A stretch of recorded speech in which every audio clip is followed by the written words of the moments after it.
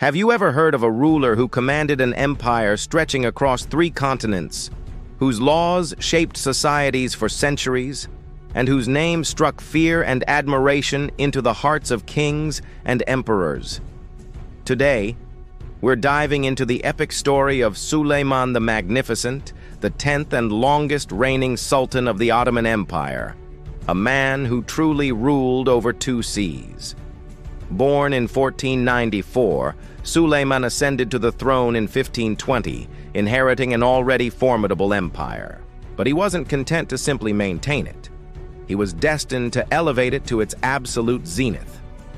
His 46-year reign is often called the Golden Age of the Ottoman Empire, a period of unparalleled political, military, and cultural power. So, how did one man achieve so much? Let's start with the battlefield. Suleiman was a military genius, plain and simple. From the very beginning of his reign, he demonstrated his strategic brilliance. Just 1 year in 1521, he set his sights on a fortress that had defied his ancestors, Belgrade. This stronghold was the key to Central Europe, and after a relentless siege, it fell to Suleiman's forces. The gates to Europe were now wide open for the Ottomans. But his ambitions didn't stop on land. The next year, in 1522, he turned his attention to the Mediterranean island of Rhodes, home to the Knights of St. John, a thorn in the side of Ottoman maritime trade. After a grueling 5-month siege, the Knights were defeated, and Suleiman's control over the eastern Mediterranean was solidified. This victory showcased not just his military might, but also his pragmatism, as he allowed the defeated knights to leave the island with their lives and weapons. Perhaps Suleiman's most legendary victory came in 1526 at the Battle of Mohacs. In a battle that lasted just a few hours, the Ottoman army, led by Suleiman himself, crushed the forces of the Kingdom of Hungary. The Hungarian king was killed, and his kingdom was shattered. This decisive victory didn't just end a rival kingdom. It fundamentally altered the balance of power in Central Europe, cementing Ottoman dominance and bringing the empire right to the doorstep of the powerful Habsburg dynasty. Imagine the scale of this empire. Suleiman's campaigns weren't limited to Europe. He also waged multiple wars against the powerful Safavid Empire in Persia. These campaigns were long and arduous, pushing his armies across vast, challenging terrains. But they were successful. Suleiman annexed Mesopotamia, including the historic city of Baghdad, and expanded his influence into the Caucasus. Under his command, the Ottoman Empire more than doubled in size. Think about this for a second. It stretched from the gates of Vienna in the west, deep into the heart of Europe, all the way to the Persian Gulf in the east. It encompassed North Africa, from Egypt to Algiers, and controlled the vital trade routes of the Red Sea and the Mediterranean. He was, without a doubt, one of the most powerful men on the planet. But to call Suleiman just a conqueror would be a massive understatement. In his own empire, he was known not as the Magnificent, but as Kanuni, the Lawgiver.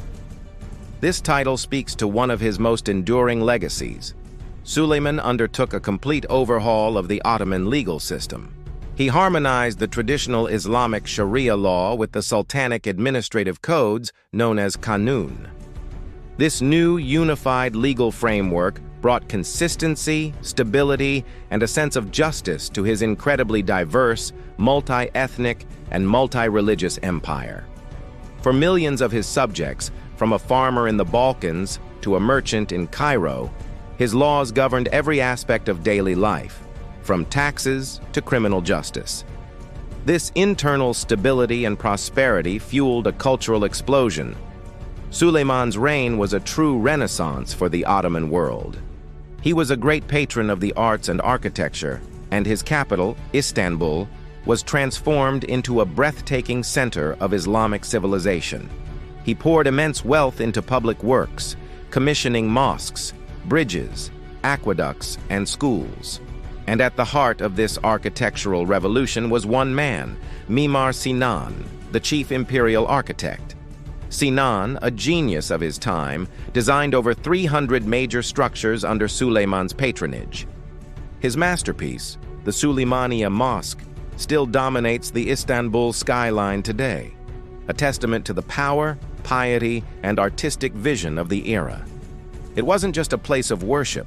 It was a massive complex with schools, a hospital, and a public kitchen, embodying the Sultan's commitment to his people's welfare. While his armies marched on land, his navy, under the command of the legendary Admiral Hayreddin Barbarossa, ruled the seas. Barbarossa, once a pirate, became the Grand Admiral of the Ottoman fleet, and together, he and Suleiman turned the Mediterranean into what many Europeans called an Ottoman lake. They challenged the naval might of Spain, Venice, and the Papal States, securing control over critical maritime trade routes and protecting the empire's vast coastlines. However, the immense power of the Sultanate was not without its dark side. The splendor of the court was often shadowed by intense political intrigue and brutal succession struggles. The law of fratricide, which allowed a new sultan to eliminate his brothers to prevent civil war, was a harsh reality. Suleiman's personal life was marked by profound tragedy. Influenced by court politics, he made the agonizing decision to execute his most capable and popular son, Shehzade Mustafa, on charges of treason. He later had another son, Bayezid, executed after a rebellion. These were devastating choices that secured the throne for his less capable son, Selim, but they haunted Suleiman for the rest of his life. Even in his final moments, Suleiman was the soldier sultan. In 1566, at the age of 71, he was once again on the campaign trail, leading his army in Hungary during the siege of Szigetvar. It was there, in his tent on the battlefield, that he died. His death was kept a secret from his troops for weeks to maintain morale until the fortress was captured, a final act of strategic control from beyond the grave. Suleiman the Magnificent left behind a legacy that is almost impossible to overstate. He was a warrior who redrew the map of the world, a lawgiver who brought order to a vast empire, and a patron who presided over a golden age of art and culture. He was a complex figure, a devout Muslim who ruled over millions of Christians and Jews, a loving poet who executed his own children, a world conqueror who died in a campaign tent far from his magnificent palace. His reign marked the absolute peak of Ottoman power, and his influence shaped the course of European and Middle Eastern history for centuries to come. The world he built was a testament to his vision, his ambition, and his undeniable magnificence.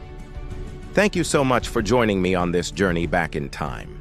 If you enjoyed learning about Suleiman the Magnificent, please hit that like button and subscribe to the channel for more deep dives into the lives of history's most fascinating figures. Let me know in the comments which historical leader you'd like to see covered next. See you in the next video.